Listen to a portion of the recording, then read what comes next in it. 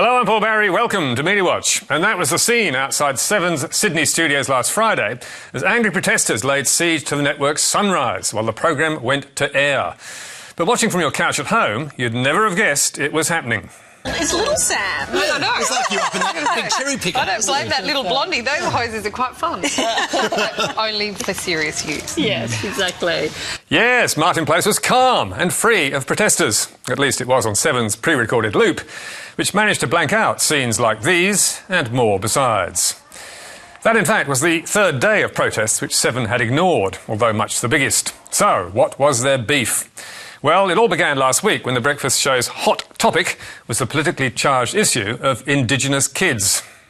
A federal government minister has suggested white families be allowed to adopt abused Aboriginal children to save them from rape, assault and neglect. Currently, they can only be placed with relatives or other Indigenous families. It's a hot topic this morning. To discuss it, we're joined by commentator Prue McSween in Sydney and Ben Davis from Radio 4BC in Brisbane. Morning to you. Sunrise chose an all-white panel with no obvious expertise to tell us what they thought about this difficult and important subject.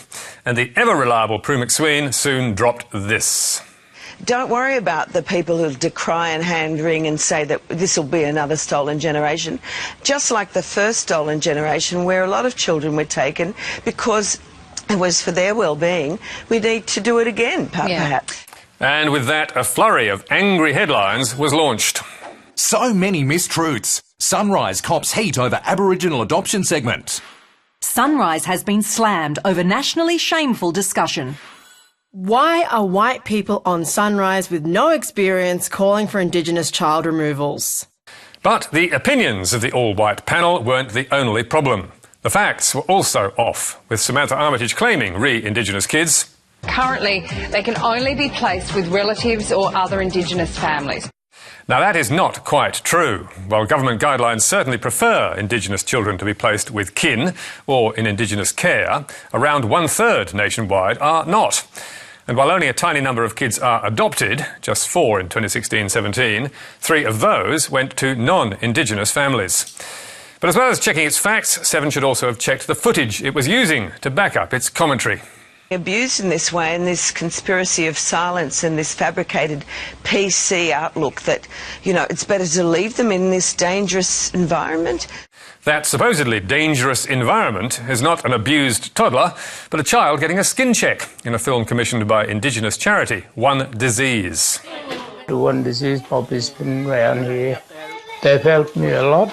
They treated me like I was the specialist person in need of colour.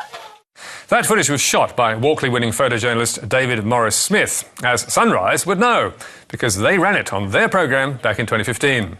And when Smith saw it, repackaged and recycled to illustrate a segment on child abuse, he was not happy, telling Media Watch, I was fucking pissed, for obvious reasons. When someone else uses your material for something like this, it's like a kick in the gut. There is nothing in this work to connect to that type of abuse. And with Seven not having permission to use the footage, it's no surprise the entire segment has now been taken down from Seven's website. As to why Sunrise blanked out those angry protests, however, Seven tells us they had good reason. Some of the group were holding offensive signage, and some began banging on the window and mouthing obscenities. To ensure regulatory compliance, and bearing in mind the potential for young children to be watching, the decision was made to utilise a generic backdrop. Fair enough, but instead of running away from the row, as Seven did, what it should have done was come back to the issue and debate it properly, even talk to the minister. And it is still not too late. But now to last week's biggest story, Labor's controversial new tax plan. And boy, has there been some bad reporting, not least from The Australian, which led its front page with this bold headline. Tax grab to hit lowest incomes. Got that? It's going to hit the lowest incomes. Oh yes, just listen up. More than 610,000 Australians on the lowest annual incomes stand to lose an average of $1,200 a year in tax refunds under Bill Shorten's proposal to abolish cash rebates for tax credits on shares held by retirees, investors and ordinary taxpayers. Sounds really bad, doesn't it? Labor is punishing the poorest in our society. Presumably like this retired accountant and his wife from Sydney's leafy Linfield, featured on The Australian's front page. But hold on a minute, because, as we only discover on page 6, down the end of the article, the Australian's not talking about low incomes, but about low taxable incomes. That's income you have to pay tax on. And people over 60 who get a pension from their super fund pay no tax on it at all. So they can have a taxable income of nil, even when they're getting a pension of $180,000 a year or more, which hardly makes them poor. Surely something the Australian had a duty to make clear, given this was its lead story on the front page of the paper. So, was it ignorance or malice that explains the error? Well, the Australian devoted 3 pages to Labor's tax plan that day, and its coverage was overwhelmingly negative, with this analysis by Adam Crichton almost the sole exception. The next day came back with another critical broadside at the tax grab, with columnist Janet Albrechtsen proclaiming, "Rarely can a political party have so cynically exploited class envy and ignorance with such draconian consequences for the victims." Albrechtsen told readers that Labor's plan would partially reimpose double taxation of company profits. A remarkable claim, given that the only way people would lose their franking credits is by paying no tax, or paying not enough. But the Oz was not the only News Corp paper to attack the plan, with tabloids like the Courier Mail, the Daily Telegraph and the Herald Sun also going in hard. And over on Sky, wholly owned by News Corp, the pundits also gave Labor's plan a right old kicking. Labor leader Bill Shorten, he sure wants your money and lots of it. Bill Shorten has a new plan to take away your money. It's a tax grab, plain and simple. Now they're being hit hard, and it's this class warfare that Shorten engages in. I think it's such a transparent grab.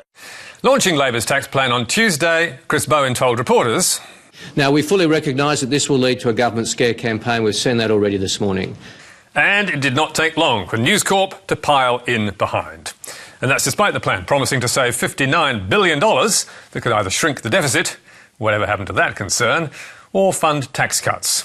To judge by Labor's weekend win in Batman, the plan is not so unpopular with voters as it is with News Corp, and Star columnist Andrew Bolt admitted that once the result was known.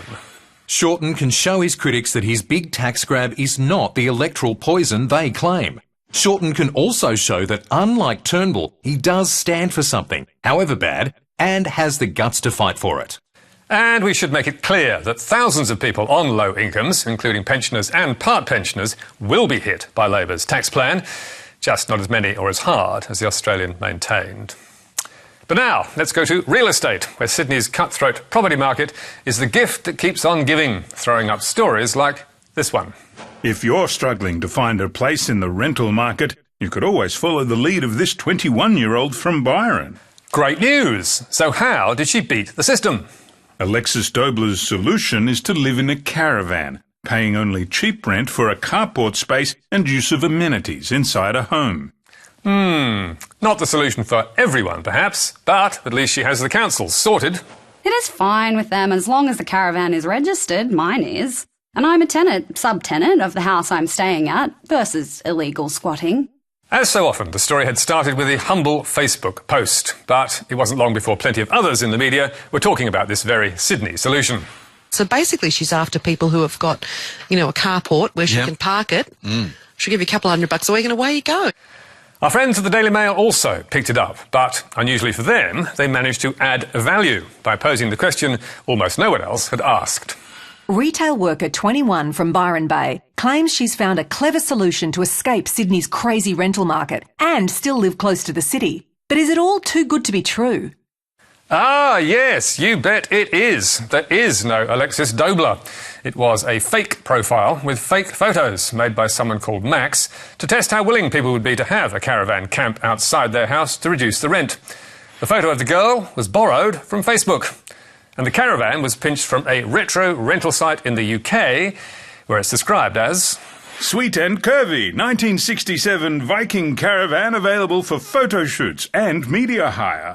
MediaWatch found that with one quick Google image search, and it's a big clue that something was wrong. So why didn't journalists do the same? And did they bother talking to Alexis after grabbing the story from Facebook? Her creator Max told MediaWatch, "A couple did and a couple didn't." News.com.au did try and make contact, but never got a response. They told MediaWatch, After waiting 24 hours for a reply and given the traction the Post was receiving, we decided to run the story based on the details from the Post. Well, the story was still up on their website today, despite being totally made up, which just goes to show, when it comes to stories about Sydney property, people will buy just about anything. But now, to a horrific crime in Melbourne. A distraught father says he thought he was going to die when he was savagely beaten in Dandenong. Police are yet to arrest the 3 thugs who left him with a shattered leg and severe facial injuries. As 7 News reported, the savage bashing left the 32-year-old in a shocking state. Shannon Amendola's injuries are consistent with a car crash. Bashed, stomped, kicked, punched, hit with poles. So, any leads? Police believe 3 men are responsible for the attack on Shannon. They've described one as African, who was wearing a high-visibility fluoro vest. The other 2 are believed to be Caucasian. No one has been arrested. That description was also reported by 3AW and in The Australian. Police have described 2 as Caucasian and 1 man of African appearance. Which brings us to the Daily Mail and its description of the attack. Shannon was bashed by a gang of 6 African youths in savage, unprovoked attack. So how did the Mail come up with 6 African thugs? Well, it was a claim made by the father of the assaulted man, who told 3AW's Neil Mitchell. He got blindsided and set upon by 6 youths of African appearance, and they are a group of South Sudanese refugees that are unknown. What, do you know they're refugees? They're not Australian-born? Well, okay, well, I don't know. Now, anyone who bothered to ring police to check that story would have been told it was wrong, and that there were 3 suspects, of which 2 were white men. So, why didn't the Daily Mail do that? Well, actually, it did. Tucked away at the bottom of the story was the crucial detail other media made clear from the start. Police would like to speak with 3 men, 1 described as African and wearing a high-visibility vest, and 2 described as Caucasian. So why on earth did the Mail stick with its headline claim of 6 African thugs? Why indeed? Obviously the story of another African gang attack was just too good to resist. Which brings us finally to Channel 9 and its coverage of the devastating fires in the New South Wales town of Tathra. Tonight, a terrifying emergency is unfolding on the state's south coast. Scores of homes lost and hundreds more lie in the path of a raging bushfire. And those pictures of the Tathra fire soon got another run on 9. Emergency crews are already stretched amid reports that up to 4 properties have been lost. Sky News also showed that same footage this morning. But, as it turns out, and as both should have known, those pictures were not from yesterday at all. They were of a fire in Tathra 2 months ago on January 23rd. As our viewer, whose family and friends live in Tathra, told Media Watch, this is very poor form on their part and deeply distressing to those desperate for reliable coverage. Could not have put it better myself. And you can read more about tonight's stories on our Facebook page or our website. You can also catch up with us on iView and contact me or Media Watch on Twitter. And don't forget, Media Bites every Thursday. But for now, until next week, that's it from us. Goodbye.